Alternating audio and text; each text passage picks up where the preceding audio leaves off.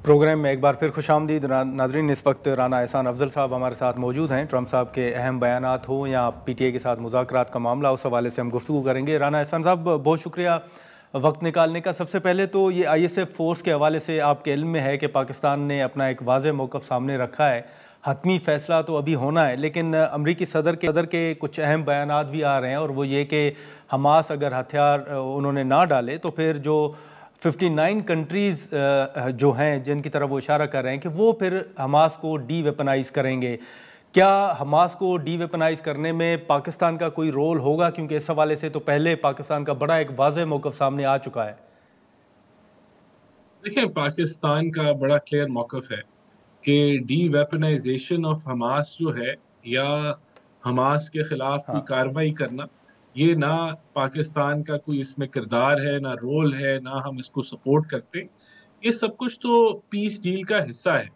तो इसके ऊपर देखें, बेहतर होगा कि फॉरेन ऑफिस अपनी वजाहत करे, लेकिन मैं आपको क्लैरिटी के साथ बता दूं, डी वेपनाइजेशन ऑफ जी। हमास या हमास के खिलाफ कोई भी कार्रवाई, इससे ना पाकिस्तान इसमें इंटरेस्टेड है, ना पाकिस्तान इस तरफ बढ़ेगा, ना पाकिस्तान इसको सपोर्ट करेगा।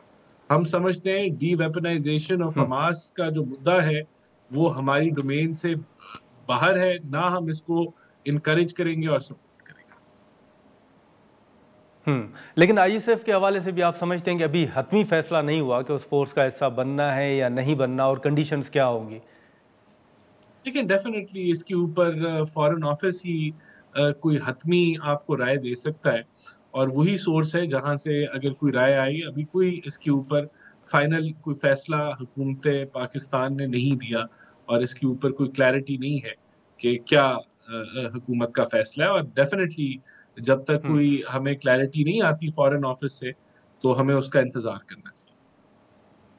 करना पड़ेगा, ठीक है। राना साहब, चंद जो सियासी सवाल आते हैं उनकी तरफ भी आते हैं कि आपके इल्म में है कि आज भी मुलाकातों के हवाले से खान साहब की बहनें जो हैं वो अडयाला जेल पहुंची थी, उन्होंने धरना भी दिया। ओवरऑल आप क्या देख रहे हैं सूरत हाल सर? कब तक आप समझते हैं कि मुलाकातों पर पाबंदी होगी? फिर कुछ ये भी खबरें आ रही हैं कि पार्लिमानी सतह पर कोई राब्ता भी हुआ है हुकूमत का PTI के साथ, तो कोई आपको वे फॉरवर्ड नज़र आ रहा है सर?